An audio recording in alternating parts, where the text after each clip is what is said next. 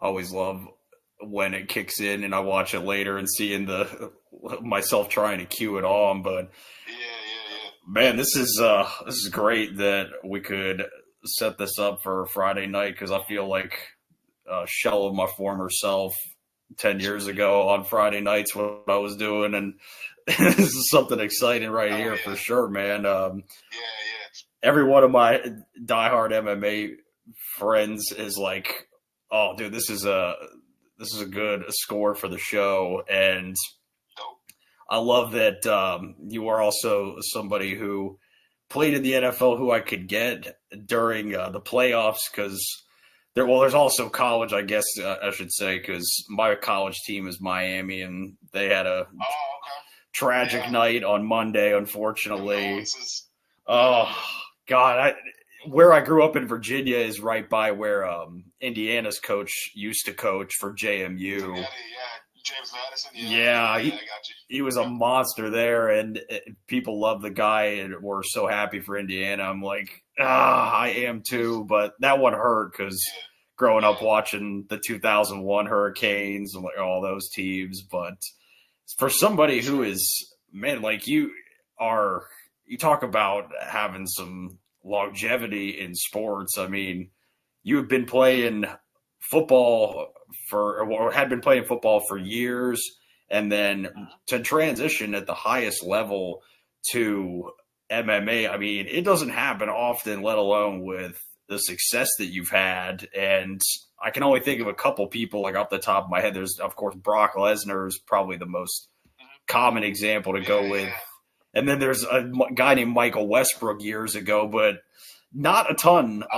Yeah. You know who he is. Yeah, I actually got to. Oh, yeah, I actually got to talk to Michael Westbrook one time, man.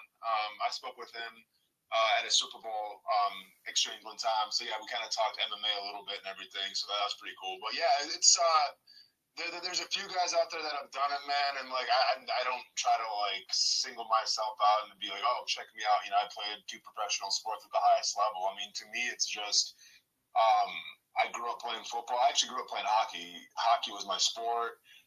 It didn't work out anymore with hockey. Got kind of expensive, and I would have to move to play it in high school, and I just didn't have the means to do that.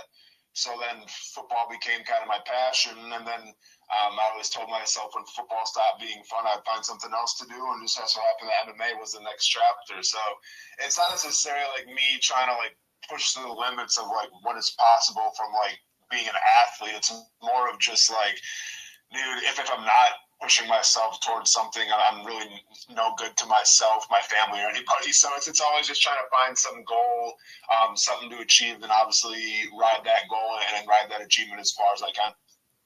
And man, I mean, going over to perform in London, it has to be, something at the same time where it's like, I can't believe where I'm at, for somebody who is, Yeah, you sound very humble, but I mean, you've accomplished a lot and you're going against, I mean, a guy that I've definitely been hearing his name a lot in the past year. And how does that, yeah, with the negotiations and everything? Because I know everybody always talks about the UFC and what it is to negotiate with Dana White and all that, but it's obviously if you stuck around for a while, man. I mean, things sound like they've gone smooth. Getting fights lined up for you. yeah. Yeah, so it's interesting because my last fight in Nashville obviously didn't go my way, and was dealing with a little bit of an injury. Got surgery on said injury, and that put me out after the fight probably. I was probably like couldn't really do much for like 4 or 5 weeks. Right. And in that time, when I was just kind of sidelined, and once again, like I said, opening, like I need to be doing something. I need to be focused on something, a goal. I have to be moving because if I'm not, I'm useless, man. I just feel useless. So during that time where I was just essentially couldn't do much, I had to start charting out other goals that I could accomplish or other things that I could strive to, and that was going down to 205. So this will be my first fight at light heavyweight. I fought my entire MMA career at two, at two, it would be whatever, 206 and above, but it'd be the heavyweight, whatever. So I was like 250 for my last fight. So once I got injured and everything, I had to have my surgery. I decided, like, all right, the next goal is going to be to try to drop down to 205. And literally, this all started because I went on. I've never used ChatGPT before, and I went on ChatGPT and I said, "Hey, I'm 6'6", 255 pounds. I want to fight at 205. Is it possible?" And ChatGPT said it's not possible. So then I was like, all right, well, F you.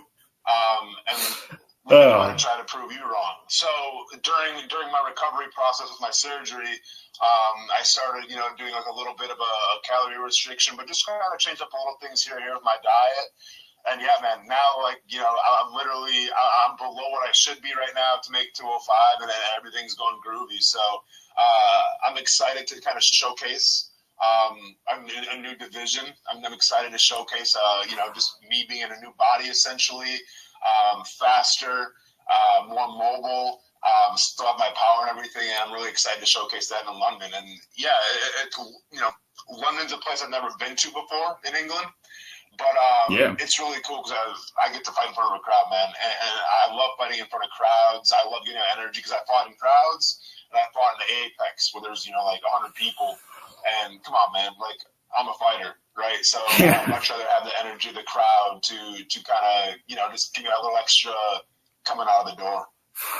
Yeah, London always puts on some shows. I mean, they always try and have, the British fighters there, like Darren Till when he fought Wonder Boy. And, so I feel like that's going to be just, I can't wait to watch it. It's crazy enough. I was supposed to go to the Nashville card last year, and something came up last minute, and I was like, this would probably be the last chance I can have before I can go to a UFC event for a while. But is this your first time fighting outside of the U.S.? No, so I fought, my first fight was in Australia, actually. So I fought in Australia, and I've also cornered a teammate in Australia as well. So I fought outside the country before, but this will be my first time going to Europe. Oh, that's what's up, man. So yeah, that's going to be a lot to take in. And I mean, God, going home with a win is just going to be. That's what we're training for. Absolutely. God, man, I can't believe that it's been over 6 weeks now since or about 6 weeks that the UFC has been off. That's a tragedy in my life right there. Yeah, without a doubt, man. I mean, obviously, it's a sport that I compete in, but I also do enjoy watching it. And I mean, thankfully, I've had football to kind of fill that void a little bit, and I watch a lot of hockey as well. I'm watching that. But yeah, I mean, there's something to be said, man. When there's fights back around, obviously, there's going to be a big UFC pay-per-view this weekend that I'm excited for. But I've always been a fan of fights. I've always been a fan of just studying styles, breaking them down, and everything. How can you not be, man? Like, if I'm going to be in this sport, like, you have to have a passion for it as well. So I'm definitely excited the UFC's back. Man, watching hockey, I mean, since you grew up in your Chicago, is the Blackhawks who you go for? Nah, man. So I was born in Chicago, but I moved when I was really young. So I actually claimed Wisconsin and growing up in Wisconsin. Because, I mean, we didn't grow up with cable or anything, so it was only Saturday night or Saturday afternoon hockey. Oh, I remember. And more times than not, there was always the Wings were on. So I became a giant Wings fan, Detroit Red Wings, just because they were always on TV. And they just so happened, in the early 90s, they were a pretty solid team. So the Wings quickly became my team. Had to get all the jerseys and everything like that, man. And I've obviously been a fan ever since. So growing up as a kid, it was fun to be a fan of them. The past decade or so, there hasn't been a lot of great memories following the Wings, but I mean, they're at the top of the Eastern right now, man. So they're having a pretty good year so far. Hopefully they can keep it going. I just always thought they had such a badass logo. As a kid, I remember thinking that. Classic. Yeah, that's it, when you think of hockey right there. And then I grew up sort of a Caps fan because that was the closest team to me. And then they won the Cup in 2018, and they've kind of ever since just been breaking hearts. And then I moved down here, and the Panthers go to 3 straight and win 2. So it's I'm around good hockey at least, That's, no, for sure, man. That's what I'm looking for, right? Sure. Yeah, I mean, dude, I love it. I mean, I've been able to skate with There's the Jacksonville Icemen, so I got to do a commercial with them. And I got to skate around a little bit at practice, and that was really cool. Because I mean, bro, hockey players are cool, man. You know, like they're really welcoming. They're gritty, you know, and like especially minor league hockey players that are just, you know, sometimes you have to work 2 jobs to even make it work. So they're playing for the love of the game, and it's such a grueling and physical sport. I have a lot of respect for hockey players. I mean, literally probably one of my coolest moments dealing with professional athletes, and I know I am one as well, but I climbed Quandary Peak in Colorado in Denver. And when I did it, I wore a Darren McCarty jersey, the Wings. And if you know anything about the history of hockey, back in 1997, I believe it was in the spring, Darren McCarty ended up taking out Claude Lemieux because Claude Lemieux cheap shot at Chris Draper the year before and ended up breaking his jaw and everything. So to get payback on Claude Lemieux, Darren McCarty, literally when the whistle blew, went after Claude, ended up making him turtle up, and then he kneed him and punched him in the face. And I remember being a kid and watching that with my stepfather, and like him kind of explaining exactly what happened and why Darren McCarty did what he did. Well, fast forward then, so I'm climbing up this mountain, or this whatever, Quandary Peak. It's like 14,000 feet, and I'm in Denver, and I'm rocking this Wing Darren McCarty jersey. So I get to the top, and everyone's like giving me shit walking up because it's like, you know, screw the Red Wings and everything. I'm in hostile territory.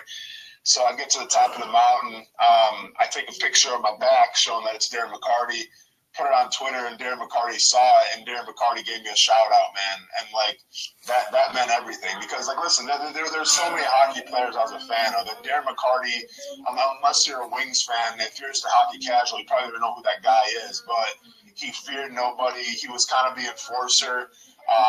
And he always made things right when somebody tried to go after his brothers, man. And that always stuck with me. So the fact that like he kind of reached out and said like, hey man, I like the jersey. I can feel the love all the way from Colorado. That was everything. So that was really cool, man. God, man. Yeah. I love that kind of mentality in hockey that they have, like the old school Raiders. I always think about too, like you fight one of us, you fight us all kind of thing. And that's, yeah, man. What football needs. It's one of the only sports where the athletes kind of they have a jurisdiction of themselves. Oh yeah. Like there's a bunch of unwritten rules that you have to follow in hockey, and if one of those rules gets violated, you got to pay the consequences. And usually the consequences result in somebody getting cut up and somebody probably getting punched on the ice, right? And yeah. That's just the way that it is. I wish, honestly, I mean, having played football and having to deal with the refs, man, I wish there was more sports like that. And I still will say forever that Miracle is one of the best sports movies that has ever been made. And easily, I think the best hockey movie that was ever made. Seeing that in the theater was like, because I remember my mom explaining to me how big a deal it was in 1980 when they beat the Russians. And she's like, no, go see this movie and it'll maybe give you like a glimpse of what we were feeling in the U.S. And that's what I like. Hockey has filled the void, and it's crazy because I wasn't a big fan of it as a kid, really. I mean, my friends definitely were into the Caps, but it's something that really has taken over when football ends, and especially if it ends on a sour note like Monday night. But it's sorry about that one, man. God, that was tough. I mean, but I think even tougher is watching the Jags fans around here, seeing the way that things ended for them, and then it's like karma got the Bills for taking out the best story this season, because I wanted to see Trevor get a ring for sure, and Liam Cohen being a first-year coach. And do you keep in touch with guys on the do you talk to any of the Jaguars now, or any like of the old Jaguars players other than your teammates? I definitely stay in contact with some of my old teammates, but it's crazy how the NFL works, that the roster turnover, whether you're a good team or you're a bad team. If you're a good team, teams are probably going to try to sign those free agents that aren't coming back. And if you're a bad team, they're going to try to clear house and get better players in. So, I mean, there's nobody left from when I played. I still keep in contact with a bunch of the guys, but I do have a couple sports shows in town that I do. And I do work for the Jaguars, actually. So I do the pregame show on Sundays, and then I also do a postgame show on Monday with the team. So I have like a pretty good camaraderie with a lot of those players. I'm just going to kind of see them passing and everything. And, I think they appreciate, like, me being a former player, like I'm always going to try to err on the side of being fair and not try to run my mouth and get the views and the clicks and everything like that. So I think players can see that and appreciate that as well. Yeah, I mean, it sounds like they really appreciate your just how much passion you have for sports, period. But definitely that sport, because that was one of those things where I remember that time where I saw that East Bay video of you, and it was like, dude, this guy is just like, it's refreshing to see, because you're thinking about, like, you know, how hard is it to negotiate with the NFL? You know, they're making plenty of money, and I'm like, it's just good to see that there's a down-to-earth guy that's in sports kind of thing. And, I mean, with the UFC, it's cool because it's still very young. I mean, being like, what, 31 years old now? That's growing up. I mean, did you have guys that you watched in the UFC where I'm sure you had some, but where they stood out more than others? Yeah, I mean, I'm into any sport where someone is just so vastly different and sticks out so much due to their talent that, like, you can't deny it, regardless of the sport. And for me as a kid, I mean, you know, my stepfather at a garage sale got the first UFC video, like UFC 1, when it was Shamrock and Gracie. Ooh. And, like, you know, I knew what, like, cage fighting was, but I never really actually saw it before. So, like, he kind of had, like, the fun, kind of poking fun at it, saying, okay, Austen, who do you think's going to win this fight?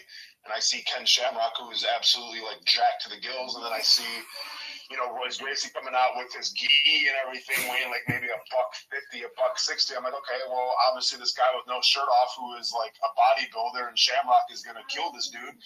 And you hear the outcome, obviously, and obviously he gets put in an armbar and kind of puts Gracie Jiu-Jitsu on the map, and that moment right there, I was kind of like, oh crap, like there's something to this. But to me, like the guy that really put it on the map for me, where I was just kind of in awe of the skill set, was Anderson Silva. Yes. Just because, like, when I was coming up, like I had never really seen that style before. And I never saw somebody that was so fluid and so confident and made it look so effortless. You know, I mean, there's that fight against Forrest Griffin where it was almost like Anderson Silva was in the Matrix, right? Where he's just bobbing and weaving and just like he's smiling. I'm like, man, how can somebody be like that confident and that at home in such a chaotic situation? So to me, it was really Anderson Silva that kind of put it on the map for me. Man, even when he was boxing recently, I mean, that was just... Oh, yeah, he's still doing it, man. Still doing it at a very, very high level. It's insane. Being fluid and just the movements and everything, I feel like it would have been a different story if he was boxing Jake Paul, 10 years ago, something like that. Even 10 years ago, but God, when he was in his prime, I mean, he wouldn't have wanted to go against him. And that's what is crazy, man. A lot of new avenues today being created. It's come a long way in 30 years. Yeah. Yeah. You know, I mean, obviously it's much more now about the viewership and the online presence, right? And the influencer part of it, which I completely understand. Now, if you know anything about me, if you've done any research about me, I'm not very active on social media. Really at all, much to the chagrin, I'm sure, of my management team and the people that I work with in sports media. But it's just something that I'm so busy as it is, and social media requires effort and energy, and it's just something I don't have, man. Like, if you know anything about, you learn this about me, man. I'm what they call it minimalist, where the more things that you own, the more those things own you. Yes. So I don't have like a lot of material things that I'm into. I don't really have a lot of social media presence just because I'm rather focused on, whether it's my family, whether it's just my training, whether it's just, being in a good state of mind. It's very well said, man. I think more athletes today have to get away from just, you don't have to go full Rocky IV, but, it's... No, and trust me, man, it's a fantastic tool. The tool can get you paid, right? Like, I completely understand it, and I completely understand the use for positives, but I also have seen the other side where if you screw up somebody's parlay, they're going to let you know about it, man. DMs and everything, and it's not something that I avoid because I've told my son this, like, hey, man, and I shared this with my son before. I showed him all the comments from the loss, and I go, this is the cost you pay sometimes for trying to follow your dreams or trying to live your dreams, and it's as simple as that, man. So whether it's people that like me, people that want to hate on me, I mean, I'm in a position where I can have that, and that's pretty damn cool, because one day I'm going to be 50 years old with a pot belly sitting on a porch and no one's going to give a shit anymore. So I'm going to have fun with it while I can. Yeah. Man, I love the new generation getting more chances, but there was something about just that era in the past of, like early 2000s, and then even up to like 2010, 2011, when I really started to get into it and watching Max Holloway at the beginning of his career, and these guys like Dustin and all that. But on this card that you're going to be on in March, are there? I haven't seen a lot of fights haven't been posted yet, at least for that card. Do you have are there more names that you know about that haven't been made public yet? Nah, man. I mean, all I know is that who I'm fighting against at my date, but as in terms of like who the main event, the co-main event, I don't know any of that, man. Like it might be leaked out there someplace on the internet, but once again, I haven't been searching for it. As long as I have a date and a venue, that's really all I care about, and then I'll let the pieces fall where they may in terms of who else is going to be on that card. And they fall apart sometimes very rapidly. I mean, like. I thought they were joking about Kayla in the Nunes fight coming up, because when I saw her in the hospital, that really but still looking forward to Song Yadong, and I think that's going to be the main event. It's good matchup for Patty to really get the experience and to catapult his name a little bit further up the rankings. And yeah, he's a. Well, Patty's got Justin Gaethje. Song Yadong's got Sean. Yeah, I said that right. Yeah, so Gaethje will be, and then because Song is fighting Sean. That's right. And they just moved that. Yeah, they said to the co-main. I think this week. That's the co-main. Yeah, so that's. I think right now Waldo Cortez and Derek Lewis will be like the third to last, and then the co-main is going to be O'Malley, Yadong, and then obviously main event's going to be Justin Gaethje and Paddy Pimblett. Yeah, I remember Derek was on the Nashville card that you were on last year. He's. I got no issue with that dude. We kind of crossed paths a couple times in the elevator, bro, and he's cool, man. Like, there's just some people like it's what I respect. The same thing I say about Sean Strickland all the times. I've trained with Sean a little bit. I just like the real ass people, man. And sometimes the real people, they can rub some people the wrong way, and that's fine. But in a world where I think everyone's trying to be something that they're not, or trying to portray a character or something, like, I think it's just refreshing, regardless of the background, the circumstances, when someone can just be, unequivocally themselves. And I think Derek Lewis is that guy. I think Sean Strickland is that guy. And I celebrate people like that. Oh, I agree.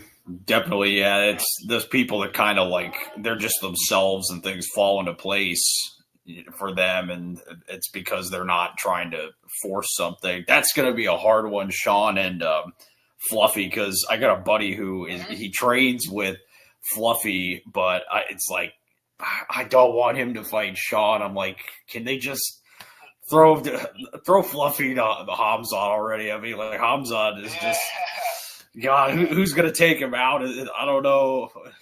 That guy is just, that was one of the most, I stayed up late to watch him fight DDP, and I was just sitting there like, this is not helping me stay awake. But it was also like, I can't say that he did not, from pillar to post, control that fight. Oh, it was insane, man. Like, I like, once again, to talk about a guy who just seems like he's a real dude.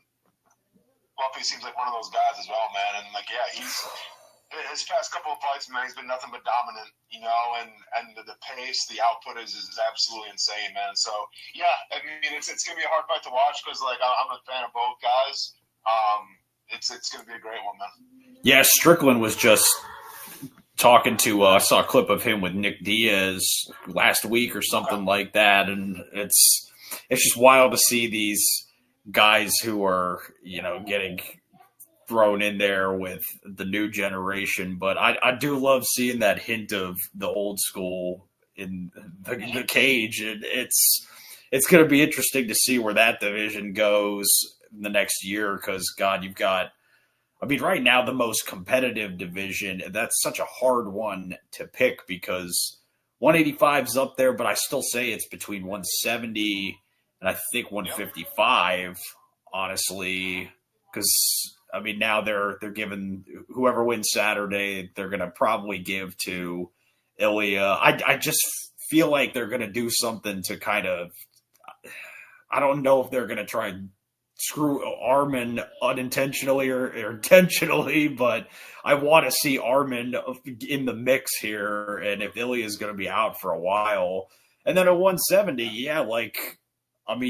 God, the matchups are just, it hurts my head to think about that division because there's, you have the Ian Gary and Shavkat. I couldn't remember Ian's name, but just all these guys. Would you say the hardest division, if you had to pick, would it be between 170 and 155?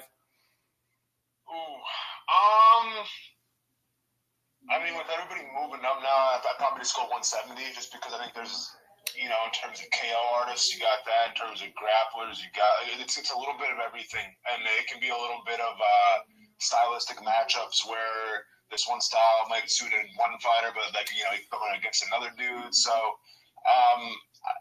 I'd probably lean towards 170.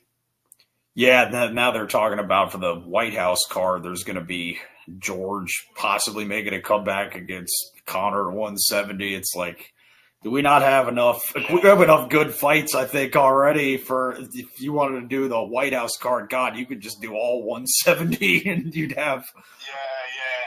That's the sports entertainment aspect of it. I get it. I guess we'll see what shakes out there, but I'm sure they love to get Conor on that card for sure.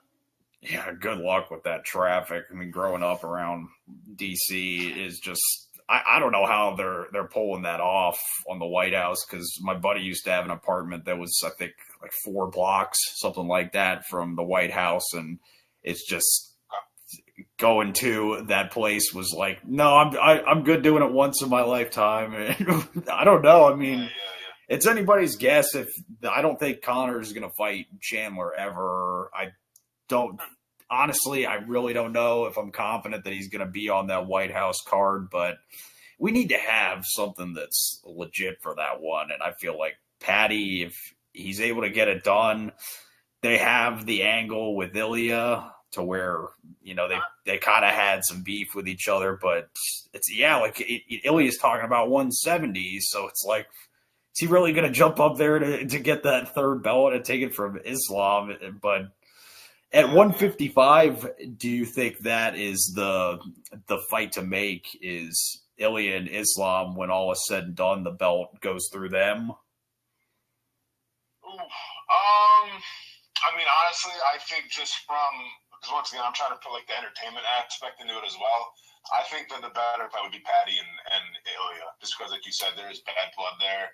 I think in terms of fandom, nothing against, Islam is the beast as well, but I think Patty's got listen, there's a reason why they're opening up the Paramount deal with Patty and Justin Gaethje, right? Because I think they like Patty Pimblett a lot. So to me, it would make a lot of sense to have Patty Pimblett and Ilya Taporia with their history based off of recognition, presence, and everything like that. To me, if I'm making the fight, that would be the fight to make. I agree, man. Ilya's got to want to, So yeah, Ilya, I just want to see him fight again. And at the same time, there's plenty of guys who are, we've got. At the end of the day, man, I think he's going through a lot, with the family stuff, but also, guy can take as much time as he wants because his performances in the cage have backed it up. So, every time the guy goes in there, he's a human highlight reel, right? So when you have that type of skill set at your disposal and you have that kind of resume, you get the luxury of kind of calling the shots a little bit. He's calling the shots. So I'm not going to say anything about it. Do I want to see him fight every other month? Absolutely. But hey, do your thing, man. You've earned that right. God, it's just I love seeing guys like Prates and Morales, and now they're trying to move up, or maybe it's already inked, but at 155 there's I forgot all about Moicano and Ortega are supposed to fight. So we could be seeing all these guys finding homes in different divisions. That's wild, man. But for you, do you think this is the place where you want to stay? The weight you were fighting at in March, that's where you could see yourself. Yeah, rest of your career. So far in camp, I love the way that I feel at this weight. I love that it's got to keep me. Not to say I'm not disciplined before, right? But now you got to watch what you eat. You have to make it a true lifestyle, and I think that's part of mixed martial arts. It's not a sport, you don't play fighting. It's got to be something that you live every single day of your life. So I like the fact now that it's keeping me a little more on point, a little more accountable. The plan is to go out there March 21st, dominate, make 205 my new home, and start racking up some wins. I think it sounds like you've been putting together the right game plan for it, man. And go over and take in where you're at. And you're going to get a hero's welcome for when you get that victory coming home here. I'll tell you that much, because I'm going to be up watching that card from start to finish that day. I think I'm even requesting work off for it. There we go, man. There we go. I like it. Yes, man. And it occurred to me, I was like, oh yeah, he does do the pregame show for the Jaguars, so that gives me even more exposure to it during the regular season, man. It's I just don't know who's gonna win this year. I've given up on trying to figure out who's gonna bring home the Lombardi. I'm just saying Seahawks, and it's like, do I really need to watch the Redskins or the Commanders? They were out like week 6, so sure. Injuries, man. Daniels got hurt. It kind of put them all in turmoil. Yeah, it's wide open this year for the Super Bowl. You can really go any way. Like the Broncos, obviously having a backup quarterback doesn't help things at all, but you kind of got to trust in Sean Payton. And it's really it's going to put the emphasis on what the season was this year. And this season, for a lot of reasons, didn't make a lot of sense at all. You didn't have Patrick Mahomes in it. Obviously, Lamar Jackson didn't make the playoffs. He got hurt. It's really been the true season where things just seem wide open and anything can happen, right? So I honestly wouldn't be surprised whether it's the Seahawks, Rams, Broncos, or Patriots. Like, I think any one of those teams have a right to win the Super Bowl. And I don't think I've really had that kind of dialogue the past decade. Usually, Chiefs or the Eagles, something like that, right? But this year it's wide open, man. It's pretty cool. And it's what makes sports so great. Hopefully, the Broncos, they have a backup that can keep the pieces together. We'll see. But the Patriots, I want to believe in them because I think they have the right leadership with Vrabel. It's just, I looked at some moments in that game against the Texans, and it's like they shouldn't have, I don't want to say they shouldn't have won, but they had some times where I was like, all right, I'm a little worried here, but I feel like they should get it done against Denver in that game. And for the Seahawks, they're just, every time I doubted them ever since they beat the Colts in the regular season, it's like, this team is not going to lose, man. And they just, they took it to San Francisco, but the Rams have played them twice already. So, it's, anything could happen. Anybody's guess. To me, with that Rams game, Seahawks game, it's going to be, and I talk about this on a different show, a sports show that I was doing. Obviously, you talk about the home field advantages for both the Broncos and Seattle. And I've been to Denver this past season watching the Jaguars game, and they get crazy and they get loud. I was very surprised by it. And you talk about Seattle, which I played there a couple times. It's 12th man per reason. It's very loud there as well. I think the Rams have the capabilities to take the crowd out of it with their explosiveness, with Puka Nacua, with Sean McVay calling the shots. They can put up points if they need to pretty quickly. I don't see the Patriots doing it. The Patriots play a little bit more of a throwback style. They're trying to run the football a little bit. May didn't have the best game against the Houston Texans, so I do think there's going to be an emphasis on running the football. And if you run the football, you milk the clock, that keeps the crowd into it, right? And you have the Denver Broncos, who are the best red zone defense in the entire NFL. So even if the Broncos go down by like 3 with a couple field goals, something like that, I still feel like that crowd keeps them in it. So, you know, that's if you're taking the picks, like I'm going to go with the Rams, and I actually lean towards the Broncos as well. But maybe that's for my son, because my son's a big Broncos fan. But yeah, so I guess I'm picking the Rams in the Broncos. But who knows, man? Like I said, anything's gonna happen. So like, I wouldn't be surprised if I'm wrong in both games and it's the exact opposite, just because it's been a crazy NFL year. I'm really hoping the Broncos get there, and God, if they could beat even after taking the Bills out of it, because it's just the Bills and the heartache they've been through forever.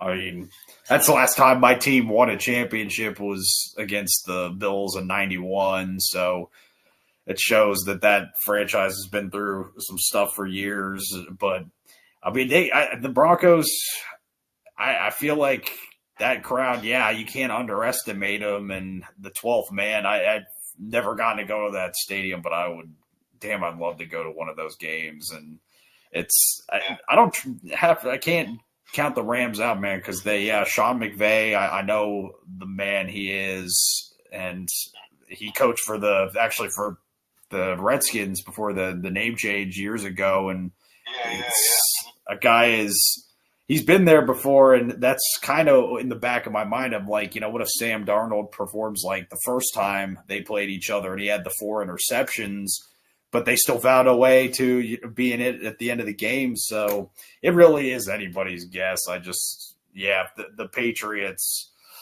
I don't know if I can trust them to get a big win. I'm going to say maybe like, 28-27, something like that. And sure, yeah.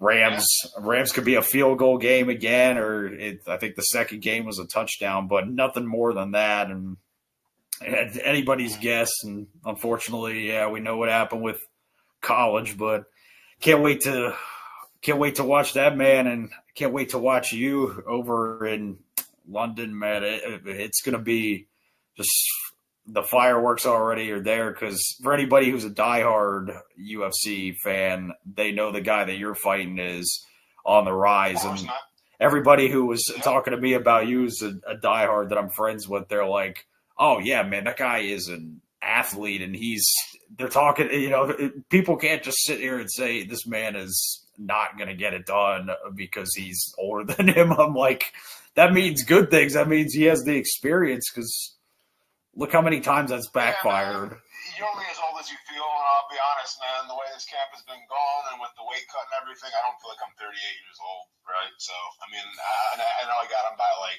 I think 11 years or 10 years or whatever, but yeah, man, I mean, like, age is just a number, man. You know, if you put the work in, if you do things the right way, Father Tom's going to always be undefeated, but you better believe I'm going down swinging with it, so. Hell yeah, man! The weight cut looks good, man. The energy and everything. I'm expecting to have my parlay looking good when you're over there, man. There you go. Yes, and I appreciate you stormtrooping through our tech battle at the beginning of this thing. But hey, I know I'll be doing one of these again with you for sure, man. And just sounds good, man. You know what to do. You've been in camp before. Just smash the challenge and then smash him. Will do, man. Yeah. Say no more, man. I'm going to go out there. It's another playground to have fun in, and you better believe I'm going to have fun with a smile on my face, because I'm where I belong, man, and I can't be more thankful for that. So I appreciate the support, man. I appreciate you dealing with the technical difficulties, and we'll see you down the road, my dude.